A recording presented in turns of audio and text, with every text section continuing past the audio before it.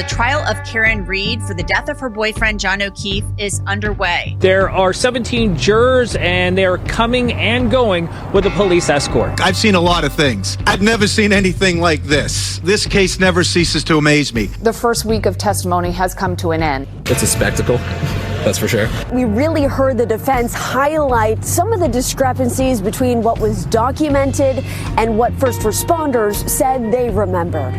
There are a lot of issues in this case. Proctor was improperly searching Karen Reed's cell phone for nude photos. The fact that the investigation wasn't thorough provides a big wrinkle in the prosecution's case. They're supposed to be creating this reasonable doubt, and they're doing exactly that. Everybody wants to know, us included, why he wouldn't go inside that home on the night that the body was discovered. There are more people here at the beginning of this than at the beginning of Johnny Depp's trial. It's always the theories or stories that each side will put forth, right, for a jury to listen to and decide which one is more believable. We asked Karen Reed about that alleged confession. Karen, did you ever say I hit him? I did not. The FBI is investigating an investigation of a murder. That never, ever happens. Karen Reed was drunk and angry and hit and killed John O'Keefe when she gunned it in the snowstorm. We're looking at arm injuries with scratches. We're not looking at tire tracks. I did not kill John O'Keefe. I've never harmed a hair on John O'Keefe's head. Defense attorneys learn in school, first class, the most important thing you can do is identify and select stupid juries. We're not concerned about any of the witnesses. None of the Commonwealth's witnesses are concerning us. Karen Reed is facing up to life in prison. I just hope justice is served for either one, whatever it is, you know. The fate of her life is not in her hands anymore. It's not in the hands of her attorneys. It's not in the hands of the prosecutor. It's in the hands of the jury now. Free Karen Reed! Free Karen Reed! Free Karen Reed! Free Karen Reed! Free Karen Reed! The trial of Karen Reed is moving along, and we have a lot to cover. In the last episode, we left off with Brian and Nicole Albert's testimony. In this episode, I want to cover the rest of the witnesses who were at Fairview that night who have testified, putting all of their information together to get a clearer picture. A lot of the testimony is very repetitive, so I don't want to get bogged down going through everything again. We're having to hear the same repetitive questioning in court with every single witness about if it was snowing and if there was a band playing at Waterfall and if the music was loud and who was drinking what kind of beer or seltzer. By this point, you probably know the basic timeline of what happened that night, and if not, you can refer back to the previous episodes. Let's start with the birthday boy, Brian Albert Jr. He had invited some of his friends over to hang out and wasn't really feeling like going out to the Waterfall. Julie Nagel's dad drove her and Sarah Levinson to Brian Jr.'s and dropped them off to celebrate with Brian Jr. for his birthday, which would be official at midnight on the 29th. When the girls first got there, Brian Jr.'s mom, Nicole Albert, his sister, Caitlin Albert, and his aunt, Julie Albert, were also at the house, but they left for Waterfall about 15 to 25 minutes later. 4 other friends joined the birthday celebration sometime between 8 to 9 p.m. They had calzones from D&E Pizza, were drinking spiked seltzers, and playing music on a Bluetooth speaker. Tristan Morris, Caitlin's boyfriend, drove from Easton to Waterfall to meet Caitlin, her mom, and her aunt. He had dinner and a couple of drinks, but he left early to get some rest since he was going to be plowing early that morning. Eventually, the rest of the group that we've heard testimony from all came to the Waterfall to meet up. We've heard from Matt and Jen McCabe that everything at Waterfall was overall how everyone else has said. Good vibes, no issues, nobody seemed overly intoxicated. Colin Albert had been at his friend Mike's house drinking before getting dropped off at Brian Jr.'s for his birthday. Brian Jr. doesn't remember what time Colin arrived, but he thinks that it was sometime around like 10:45, maybe 11. Some of the girls who were there with Brian Jr. earlier in the evening left not long after that. Colin said that everyone was hanging out, listening to music, having a couple drinks. He knew some of Brian Jr.'s friends, but wasn't really close to them since they were older than he was. Allie McCabe, Jen and Matt's daughter, had been home earlier that night for a hockey team dinner at her house. Then she went to her sister's basketball game at the high school sometime around 6:30. This is the same game that her parents were at that night, though Allie drove separately. after the game, she went riding around with a few of her friends, and she tells the jury a story about finding a dog and taking it to the police station thinking that it was lost. And then while she was at the police station, the owner of the dog called the police looking for the dog, so then they took the dog back. She said after that, she drove her 2 friends home and then went to another friend's house. While there, Colin Albert texted Allie from Brian Jr.'s house asking for a ride home. Allie said that she left her friend's house to go pick him up, and when she arrived, she texted him that she was there. She saw lights on in the house, but that's all she really noticed, and she said that he came out within a few minutes.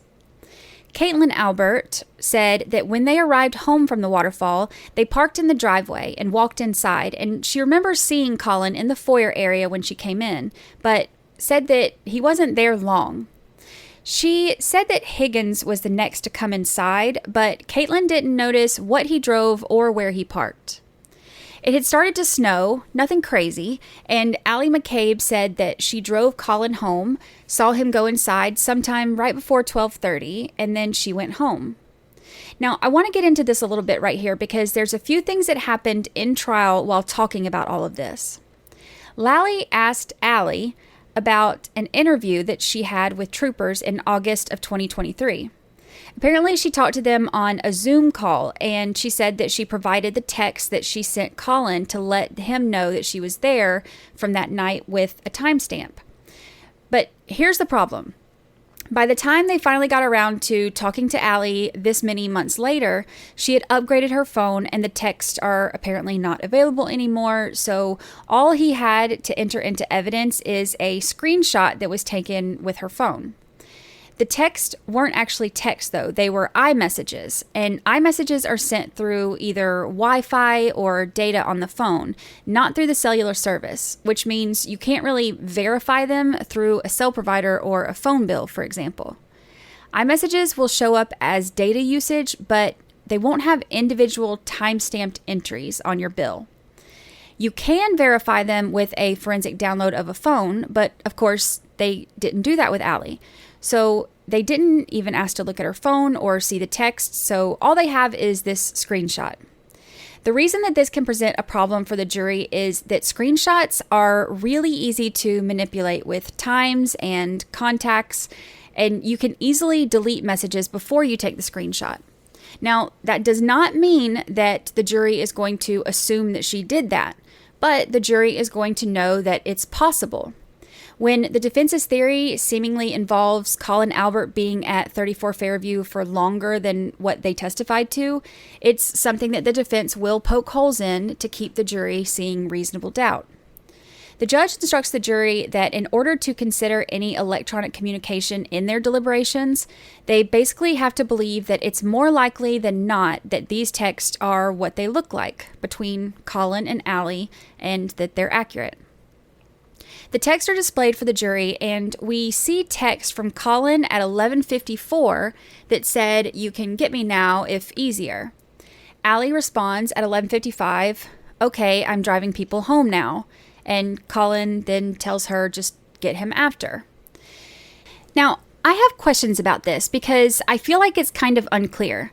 Lally had asked Allie McCabe earlier where she was when she got the text from Colin, and she said that she had already driven her friends home and she was at another friend's house when she got this text. And do you recall where you were or sort of who you were with when you first get that text or communication from Colin to pick him up? Yes, I was at another friend's house. After I drove Avery and Danielle home, I went somewhere else. You drove the two friends that you were with earlier home and then you went somewhere else? Yes, I believe, yes. Is at that point did you get a text from Colin? Yes. So it's not very clear here if she was at her friend's house like she testified to, or if she was driving people home like she said in her text. It was never made clear and nobody questioned it, so not really sure. During cross-examination, Yannetti mentions the police not doing an extraction of Allie's phone or ever looking at Allie's phone before she got rid of it when she upgraded. Allie said at that point there was no reason for them to. This is presumably because the theory that Colin could have been there or been involved didn't come out until after that. Yannetti also brings up the Life 360 app during cross-examination and lists off some times from that night. Allie said that she went home after dropping Colin off and she arrived home about 12:30. Her Life 360 app apparently showed multiple drives that night, which makes sense since we know that she was taking people home. But some of these timestamps are after 12:30, including driving through the Canton High School bubble, which is on Washington Street, and one of the routes that she may take from Fairview to Colin's house, for example. So if Allie had left later to pick up Colin and then drove through there, and the Life 360 app picked her up at Canton High School when she was taking Colin home, and then she arrived at 1:32 a.m. instead of 12:32 a.m., Allie said that she doesn't remember going anywhere else that night, though, and we haven't heard from any of the data experts yet on any of this information, so we don't know about the accuracy or the timestamps or anything like that. So anything on this right now would be just pure speculation. I'm sure that we'll hear more about it in the future, though. Brian Jr. also remembered Colin leaving around the same time that his parents and sister arrived home. He remembers his mom cleaning when she came in, and his Uncle Matt and Aunt Jen McCabe arrived after that. He said that he never saw anyone else enter the house. After arriving home, Brian Albert went upstairs to get Chloe and let her outside, and then she hung around in the kitchen for a few minutes before going back upstairs into their room. At some point, Julie Nagel texted her brother Ryan to come get her. Ryan was out with his girlfriend at the time named Heather and his friend Ricky. Ryan went from C.F. McCarthy's to Hillside and estimated that he had somewhere between 5 to 8 beers. But he wasn't driving. His friend Ricky D'Antano was. Ryan said that they left Hillside around midnight and went to go pick up his sister from Brian Jr.'s house. Ryan was in the passenger seat and Ricky was driving, and Heather was sitting in the back of the crew cab F-150. As they approached Fairview Road to take a left, there was a car coming from the opposite direction about to turn right onto Fairview. Ricky doesn't remember this car, but Ryan said that he remembered, and he said that Ricky flashed his lights to signal for the SUV to turn first. For that brief moment while they were facing each other, Heather said that she was able to see a female driving the SUV and a male with short hair in the passenger seat. She didn't mention a hat.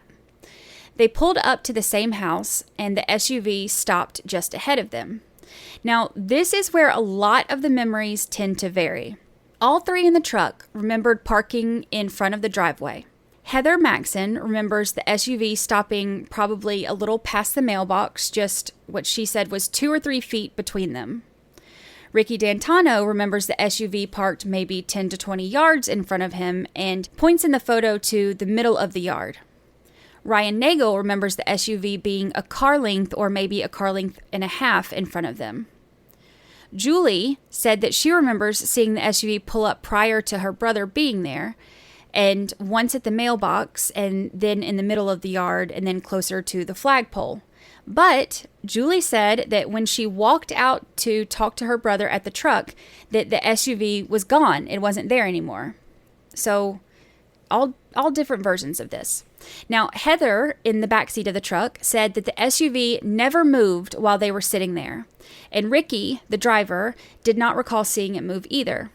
But Ryan, who was in the passenger seat, said that he noticed the SUV moved up maybe another car length ahead of them at the same time that his sister Julie came out of the door of the house. Ryan believes that his sister came out the side door by the garage, but Julie said that she came out the front door. Ryan could tell that his sister had been drinking and said that she talked to the three of them, decided that she wasn't going to leave, and then went back to the house. Heather, Ricky, and Julie all remember the window being rolled down for her to talk to them, but Ryan remembered opening the passenger door, not the window, because he said that he thought that she was going to be getting in the truck. The time estimates all vary, but most are about 5 minutes or less that Julie is out there. Now, when they left, Heather said that the SUV was still in the same position. It was running, the taillights were on. Ricky and Ryan remembered the taillights on as well. When they drove by, Heather and Ryan could both tell that the interior light was on and there was a female in the driver's seat, but neither of them saw anyone else in the car.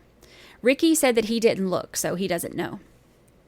Nobody in Ricky's truck saw damage to the SUV or to the taillights, and nobody in Ricky's truck saw a Jeep with a snowplow, especially not a Jeep with a snowplow parked in between them and the SUV in front of them. Brian Jr. said that he looked out the window and he saw the dark SUV facing south towards Cedar Crest with the passenger door facing the house. Brian Jr. said that when he looked out a few times, the first time he saw the SUV, it was by the mailbox, and the second time by the flagpole. To be clear, I am comparing all of these to show the different stories that the jury is hearing. Witness testimony is incredibly unreliable, especially when it involves alcohol, and the more time passes, the worse it gets. These conflicting stories don't mean that anyone is lying, it's just showing how malleable memory can be. Also, it probably would have been a lot better if they had been interviewed right after this happened, but that didn't happen either. Sarah Levinson wasn't interviewed for 9 months. Ryan Nagel was interviewed by Massachusetts State Police on February 7th of 2022, and he told state troopers that Heather and Ricky were in the truck with him, but they didn't bother talking to Heather or Ricky until after the federal investigation had already started. That's crazy. Heather Maxson wasn't interviewed until 19 months later. Ricky D'Antano was not interviewed until 16 months later, and not by state police. These are by federal investigators. The state police didn't even interview him until 5 months after that. When Alan Jackson is questioning Ryan Nagel about this, Ryan mentions the feds, which is the first that the jury has heard about a federal investigation. When it refers to recollection, do you remember talking in May of 2023 with anybody about this case? I don't know, 2023 may have been the feds. Okay, I'm trying to... Just listen to my question. No, I understand. Were you talked to by anybody? Don't say who. Just tell me if you were talking, yes or no. Yes, I believe so. Okay. The judge has ruled that the jury isn't allowed to hear about there being a federal investigation, but they are allowed to discuss anything that has come from the federal investigation. Up to this point, they have navigated this by saying things like, at the grand jury that wasn't involving the state, or at the grand jury that neither myself or Mr. Lally was present for. But of course, Ryan Nagel isn't going to know that, so he said it just kind of simply without knowing, and they kept it moving. The defense did point out the other witnesses and when they were interviewed, highlighting the lack of investigation that occurred. Brian Albert Jr. wasn't interviewed until 18 months later. Colin Albert, 16 months later, by the feds, not the state police. Tristan Morris was not even interviewed until 1 week before his testimony in this trial. 1 week. And all of these people are witnesses who were right there around the time of when they say John O'Keefe died. It's mind-blowing. So let's move into leaving the house. Julie Nagel and Sarah Levinson got a ride home from the McCabe's, and when they were pulling out, Jen turned around and they were making jokes about making peanut butter and jelly sandwiches because I guess there was a loaf of bread and some peanut butter and jelly in the car.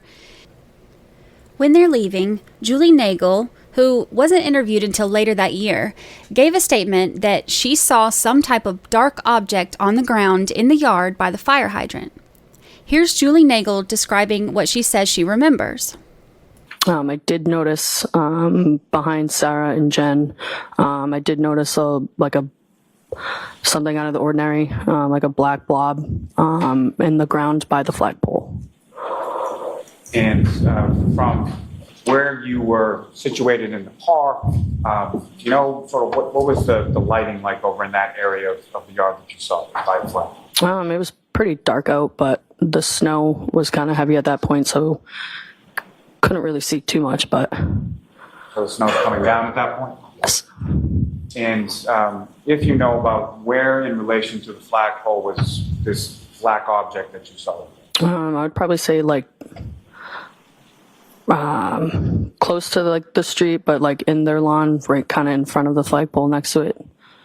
I did say out loud, I was like, I think I might have saw something. I'm not kind of sure what it was, but I was also intoxicated drinking, so didn't really know what I saw.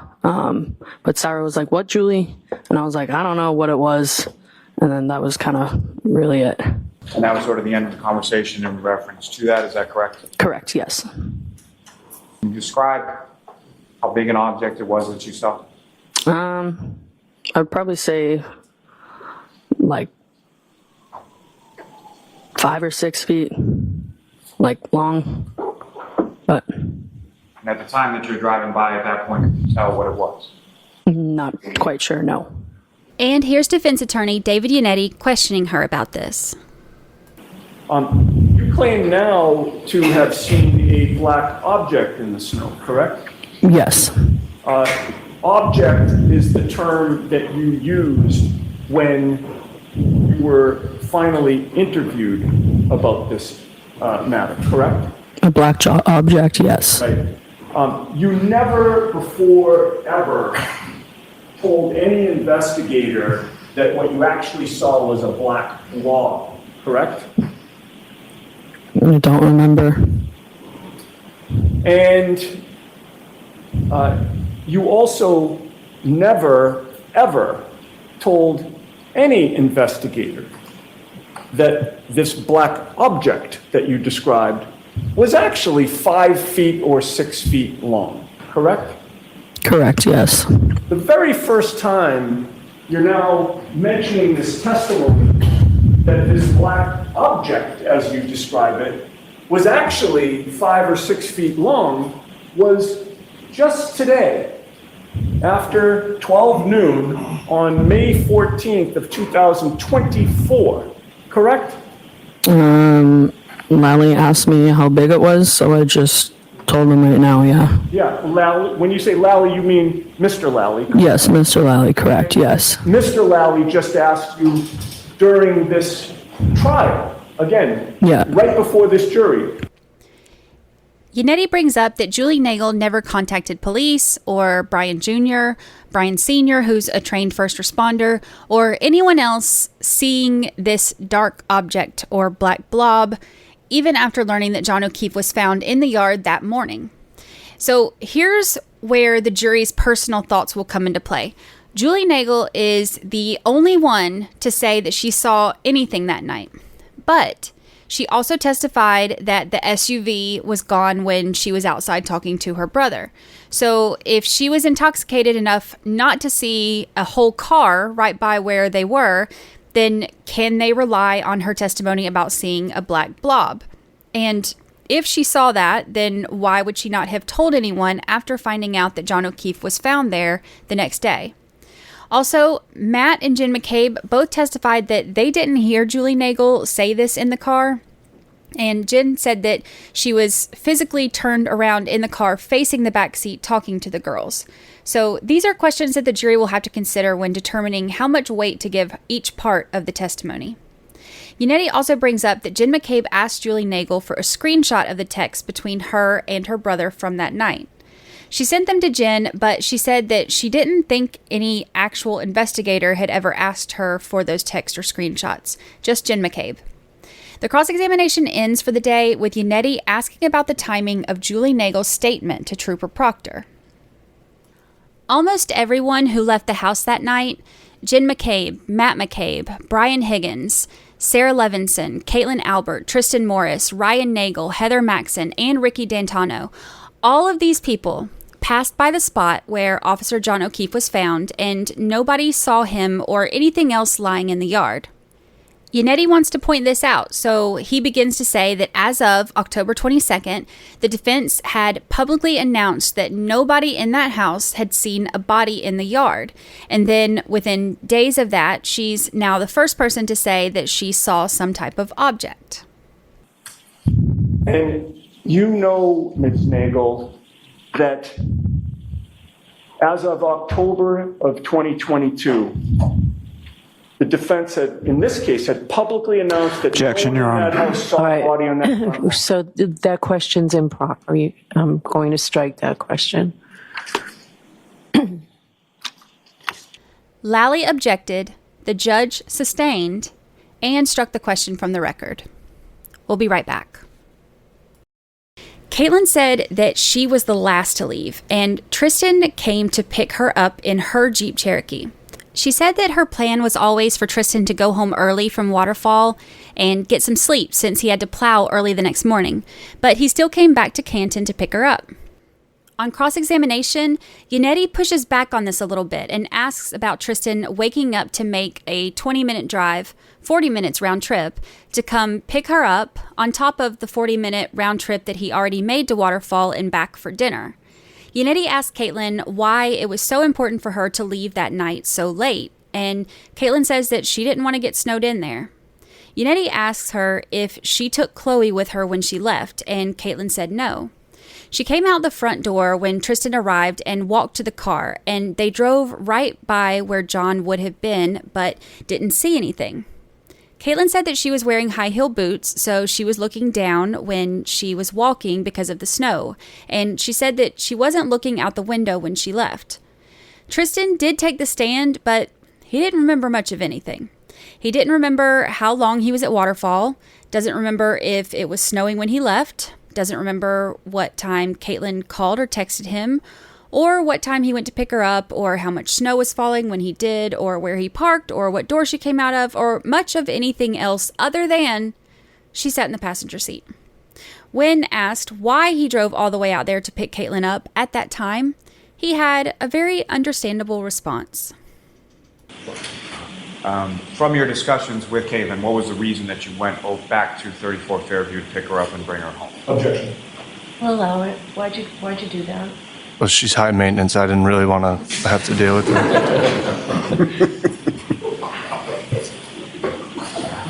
She wanted to come home, is that correct? Yes. Smart man. The next day, Brian Jr.'s bedroom is upstairs toward the back of the house, so he didn't wake up to any of the screaming or anything going on outside of the house at Fairview that morning. He said that he woke up around 7:30 or 8 when his dad knocked on the door. He got dressed, went downstairs where Jen and Matt McCabe were with his mom and dad. He said that he stayed down there for about 15 minutes and then went back up to his room for what he estimated to be probably an hour or two. And then when he came back downstairs, it was just his parents there. So other than some discrepancies here and there and changing memories, it's all the same basic story. And one thing that remains consistent is that nobody saw John O'Keefe enter the house and nobody saw John O'Keefe in the yard. Another thing that everyone has said is that Colin Albert left 34 Fairview around the same time that the Alberts were getting back from the Waterfall. They didn't really see him leave or see Allie's car there to pick him up, but they all said that he mentioned leaving and they didn't see him after that. The alleged issues between Colin Albert and John O'Keefe have been at the center of the defense's theory and the subject of multiple motions and hearings that have been filed.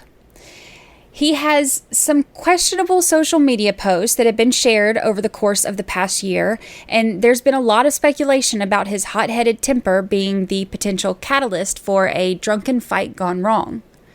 When Colin was called to the stand, he came out kind of unrecognizable from the version that we've seen in his pictures and videos. I included his testimony from direct examination in the compilation that I did with all of the testimony during the first half of this episode, but I wanted to get into his cross-examination as well so that you have an idea of what the jury will be deliberating on. Alan Jackson led the cross and for almost 2 hours walked the jury through all of the questions that he's been wanting to ask. There were some questions that Colin seemed kind of evasive for, and it's hard to tell if it's typical 20-year-old male defiance or personal feelings toward the defense team or maybe nerves, but whatever reason it was, there were some questions that he didn't really seem like he wanted to answer. For example, even the last time that he talked to Allie McCabe, who is his best friend, he said so often that he didn't remember that Alan Jackson even asked him if he was instructed to say, "I don't remember," for any and all of the questions that made him nervous or got him stumped. Jackson asked Colin how he can have such terrible memory from all the questions that he's asking him, but can still remember that he left 34 Fairview at 12:10 a.m. 2.5 years ago.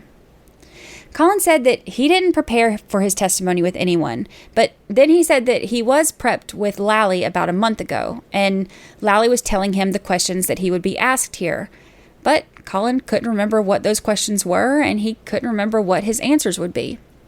Jackson asked if they gave him any instructions on how to answer questions, or how to dress, or anything like that, and Colin said no. Jackson also asked Colin about whether or not he's been following this case on the news or social media. Colin said that he doesn't have social media. We know that he had it before, and there's a post that's circulating from over the weekend that appears to be from him, so he may have it again, but At the time of this testimony, he said he doesn't have it. And he said he knows nothing about the media coverage in this case.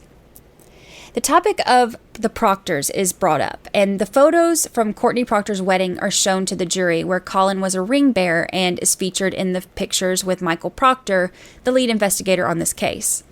He's been to the Proctor home multiple times and confirmed that he's known Proctor since he was a kid and that their families are close. Jackson asked Colin about his interviews with police, and the jury hears that Colin wasn't interviewed by state police until July of last year, a year and a half after John's death. Proctor conducted the interview, and it only lasted for about 10 minutes. They didn't take his phone or even ask to look at it, and the interview was friendly and comfortable. Jackson asked Colin why there are no texts showing with Allie for a month after the text to pick him up, since they're best friends, and Colin says that it's because sometimes they switch to Snapchat. Jackson asked him if the reason that they switch to Snapchat is because he knows that those get deleted. He acknowledges knowing about that setting, but doesn't say anything about that being the reason that he swapped over to Snapchat. Jackson then asked Colin about providing the text to police. But in September of 2023, Michael Proctor's partner, a man by the name of Yuri Buchnick, you know that name? Yeah. He contacted you and said he wanted to talk about your text messages, correct? I don't remember. Do you remember that you told Yuri Buchnick when he asked about the text messages, you did not have the screenshot anymore. You sent it to your father, Chris. I don't remember that. Do you recall telling Yuri Buchnick if he wanted to get the screenshot, you weren't going to give it to him, he'd have to get it from your dad? Do not remember that. You remember Trooper Buchnick agreeing with you and saying, sure, I'll just call your dad and get it from him? Don't remember that. You certainly don't remember ever giving Trooper Buchnick a copy of that screenshot. No, I don't remember. Because you didn't, did you? I do not remember. But you did give it to your dad, right? I do not remember. Do you remember anything about this case? Objection, Your Honor. I'll withdraw. Some photos were entered into evidence through Allie McCabe that showed Colin with his family at a party on February 11th, 2022. This was to celebrate one of the Albert sons coming home from the Marines. This is a couple weeks after John's death, and the picture doesn't show Colin with any type of injuries or bloodied knuckles. The defense enters in a picture during cross-examination that was taken at Fenway Johnny's by the event staff and posted on social media on February 26th. Jackson says that the event staff took this picture, so there's no way to alter the metadata or the date, and he zooms in on Colin's right hand, where you can see his bloody knuckles. He asked Colin about this. February 26th, less than a month after the incident at Fairview, that's what your right knuckles look like, correct? Correct. And this is a true and accurate depiction of your condition on or about February 26th. Correct? Correct. How'd you get those injuries, Mr. Albert? I was at a party, my house party my senior year, and I remember it being icy out, and it was kind of like a steep hill of a driveway, and I was walking up the driveway, and I slipped down the driveway, and I tried to catch myself, but I had something in my left hand, so I had tried to brace myself with my right hand, and I ended up sliding a little bit down the driveway. What'd you have in your left hand? If I remember, it was either my phone or a beverage. So, according to you, you fell on ice and injured your knuckles, as we just saw in that photograph, right across the top of your knuckles. Correct. Okay. So, you fell onto what, pavement, asphalt? Yes. And you braced yourself when you fell, your entire body weight, by putting your right hand down in a fist, and you injured your right fist, just the top of the knuckles on your right fist. When you fell down. Correct. Seriously? Objection, Your Honor. Sustained. Colin said that he's never been in a fight before other than with his brothers. The defense wants to enter some videos from social media into evidence, and before that can happen, the jury is sent out of the room so that the attorneys can ask Colin some questions. The videos can be played for the judge, and then she gets to decide if they come in or not and in what capacity. Now, I'm going to play both videos so that you can hear the audio, but warning, there's some colorful language here. Yo, your man is boys. I will beat all your asses. I promise you, I will fuck you all up. Pull up, bitch. And the second video. You're a bitch, bro. Fuck you now. Fuck you, pussy. You go, boy. You be knocked out. KO. Bang, bang. They're kind of hard to hear, but in the first one, Colin is sending a message to the Advantage Boys, which is apparently a hockey team that hung out with some of the girls in his group, and he didn't approve. Here's Alan Jackson questioning him about that. You indicated on cross-examination you've never been in a fight. No. Indicating that you have no violent tendencies and no violent proclivities, right? Nope. What were you saying on that video? That I would beat them up. Did you say you would beat them up, or did you say, I will fuck you up? I said I will F you up. No, you didn't say, I will F you up. What did you actually say? That I would fuck them up.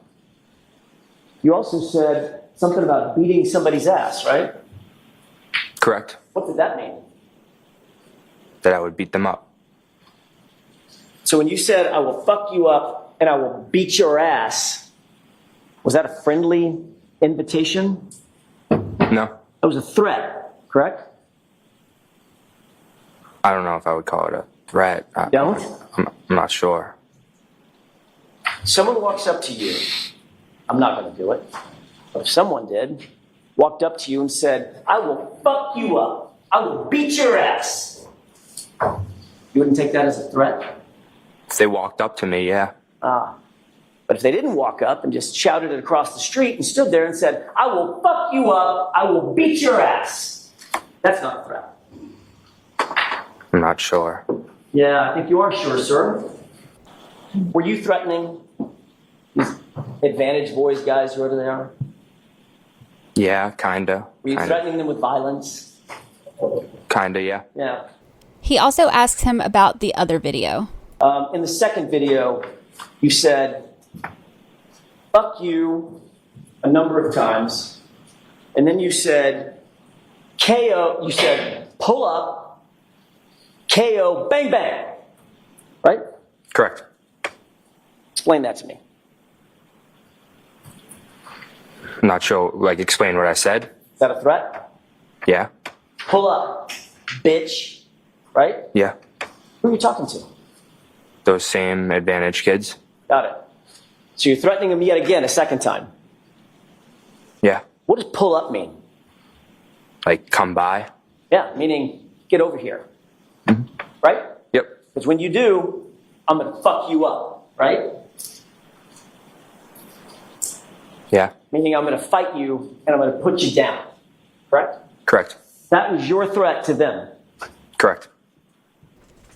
Jackson also brings up the fact that Colin showed up to another hearing with busted knuckles again, and the attorneys apparently even asked him about his fist at this hearing because he had knuckle injuries, quote, yet again, end quote. He said that he must have been hitting the bag, and it just didn't cause any injuries to his left hand for whatever reason. Colin said that he never fought the guys that he was addressing in the videos or met them face to face. Jackson argues for these coming into the jury to see because he says that they're highly relevant given that Colin said before that he had never been in a fight and didn't have any violent tendencies. He said Lally pointed out the photo that was entered through Allie from February and pointed out that Colin didn't have anything on his knuckles in that picture. So Jackson says that he should be able to show the jury this as well. He argues that it goes toward the Bowden defense because the police should have investigated this further, and that it also goes toward the third-party culprit defense. Lally denies opening this door and calls this rank speculation, says that it has no relevance, and it diverts attention of the jury. Jackson argues that Lally said that there's no evidence of a fight, but John's injuries look like he was beaten to death, not hit by a car, and he says the Commonwealth doesn't get to dictate the state of the facts. After this intense argument, the videos are allowed in, and the jury is shown both videos. Colin admits to these being threats, but he stands by his testimony that he had never been in a fight with anyone but his brothers. We'll be right back. There was one small break in the nonstop parade of Canton residents and Alberts to hear from an expert. Terry Kuhn from UC Davis Vet Forensics came in to testify about the testing of swabs done on John's clothing to let us know about the canine DNA. Spoiler alert, there's no dog DNA on the swabs. So that shuts down the dog theory, right? No, not really. Remember the argument that just because there's no human DNA detected on that hair, that doesn't mean it's not there? Well, the same argument applies here, and is actually a little bit of a stronger argument in this case, for a few reasons. Let's start from the beginning and walk through this because it's going to be very important for the defense's case. One major factor that the defense points out is that the analyst is testing the canine DNA on the swabs. They were not actually sent clothing or a cut sample from the clothing. The testing was limited to just 2 swabs that they were sent. Jackson also asked Ms. Kuhn about the proper techniques to swab the source material and preventing contamination before the samples are sent to her, but she wasn't sent any information about that, so she can't testify to it being done properly. She does say, however, that if something has been packaged incorrectly, it can cause mold growth, which eats away at DNA, preventing her from being able to see it. Jackson says that there are no markings that indicate where the swabs were taken from, which also creates a problem. Ms. Kuhn also explains that dirt and blood can both be inhibitors, as well as garment dye. Inhibitors basically stop the PCR process from happening, which prevents them from seeing results. So here's the big part of all of this. The report says that while they didn't detect canine DNA, they did detect the presence of inhibitors, and this happens when either the canine DNA is degraded or the DNA is obscured by inhibition because of these inhibitors that were present, or there's no canine nuclear DNA present in that sample. So Jackson points out that 2 out of 3 of those explanations for the result that they got actually allow for the possibility of canine DNA to have been present, but just not able to be seen. So it may have been there, but the test didn't pick it up. Is this enough to keep reasonable doubt for the jury? So far, it seems like it. I've mentioned before the level of intensity of the followers of this case is like nothing I've ever seen. The social media platforms are all full of animosity and polarized debates, some which far surpass any healthy boundaries of any kind of passionate discussion. I've personally experienced a lot of hate and vitriol on social media for questioning things and pointing out inconsistencies with both theories. As exhausting as it can be, I know that it unfortunately comes with the territory because of this career. This is a wild case. It's incredibly interesting. There are so many twists and turns and questions that you can't help but to want to watch along, guessing and wondering and hoping for answers as the justice system plays out in front of us. In most trials, the defendant begins with the presumption of innocence, and we watch as the prosecution lays out evidence to prove that they got the right guy or girl. In many cases, it's rewarding to see the justice system in action, seeing the bad guys put behind bars, helping to keep us and our families safe. This case is different, though. There are 2 very different theories of what happened, and each theory points the finger at someone different. That means that no matter what the truth is, someone is getting blamed for a horrific crime that they did not commit. I've been really tough on the investigation in this case, and for good reason. It's a mess. And I know that I've said this before, but all parties in both theories are innocent unless they're proven guilty. But somewhere along the way, that presumption of innocence has dissolved in the toxicity of the online world. It has gone beyond discussions about what evidence or statements or even witness reliability. It has turned into outright harassment, which is never okay. I mentioned before that both the prosecution and the defense filed motions to exclude testimony about the witness intimidation charges that were filed against Aiden Carney. Although both sides wanted to keep that out, Judge Canoni said that she's not going to tie the witnesses' hands if witness intimidation or harassment comes up naturally in their answers. And it just so happens it did. Brian Albert Jr. was being asked a question in his cross-examination about how many times he's talked to his family about the ongoing case. His answer gave the jury the first introduction to some of the problems that they've faced related to this trial. How many times did you discuss this case with members of your family before you spoke to the Massachusetts State Police on May 18, 2023? I don't have an answer for that. I don't know how many times. Hundreds? We talk about it pretty decent. I mean, considering, yeah. What members of your family have you discussed this case with? My parents, my sister, occasionally my aunt, JJ, and Uncle Matt. Would you say it's been hundreds of conversations? Well, I guess you can, you'd have to split it up and quantify what conversations were about the actual case and what conversations have been the harassment we faced since then. Jen McCabe was angry as she brought it up as well when she was asked about talking to Chris and Julie Albert about the case. Do I speak to Chris and Julie Albert? Have you spoken to them about these events between then and now? About this case? Is that what you're asking? Yes, Ms. McCabe, I'm asking about this case. Of course I speak to them all the time about the vicious harassment we are all receiving.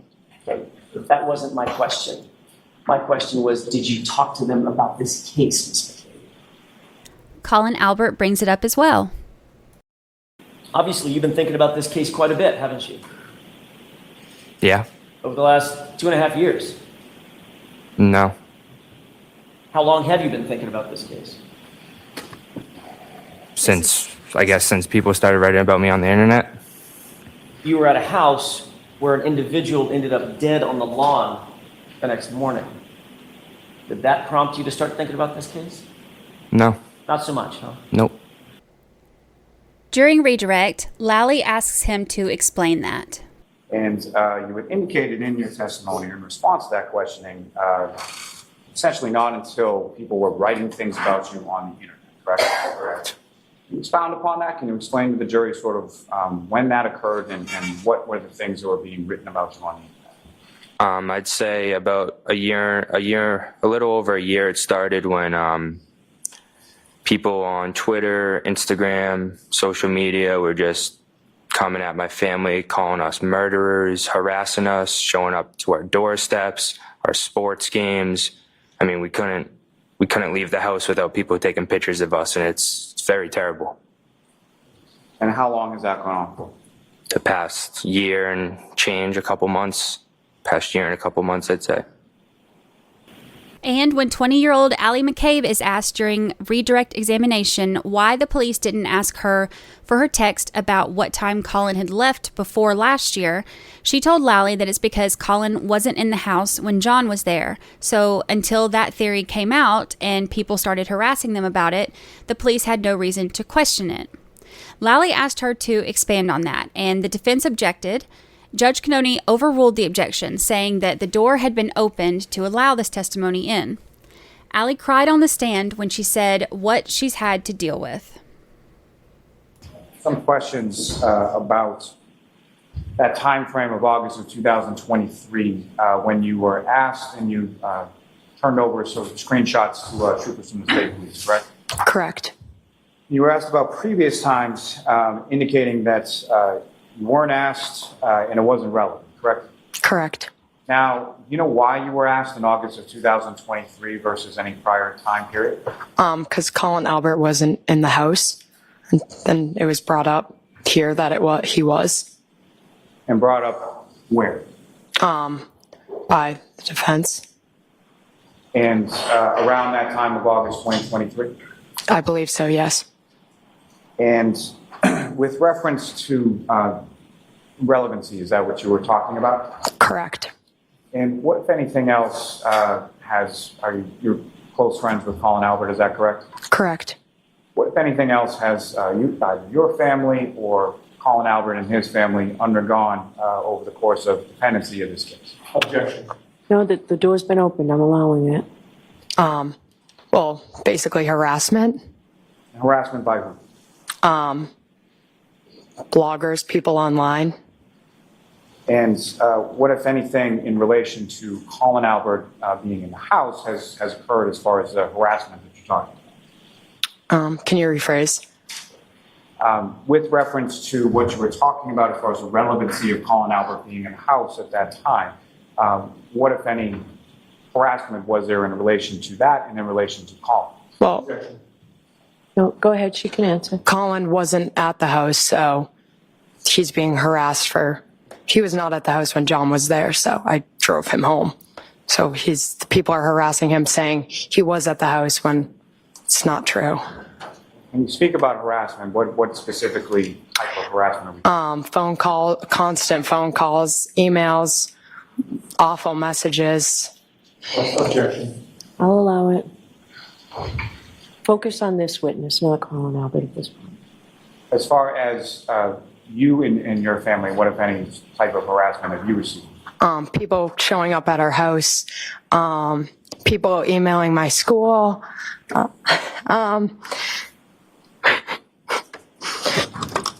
just like a lot of harassment. Can I have a moment, please? Sure.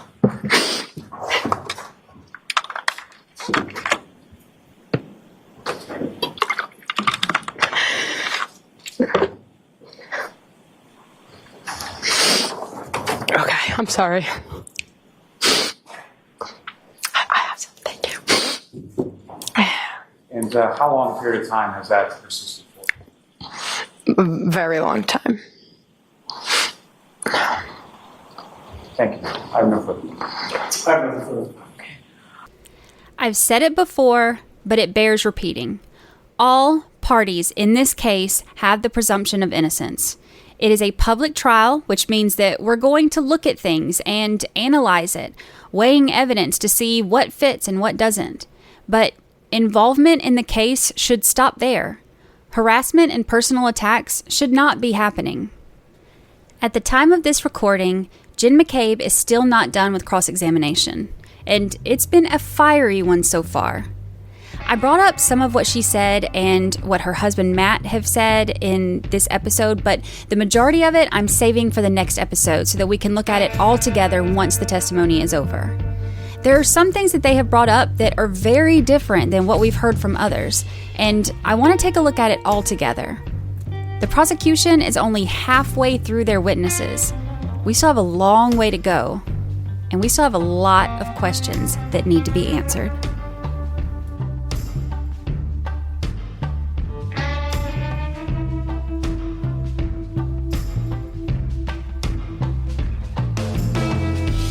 My name is Brandy Churchwell, creator of 13th Juror Podcast.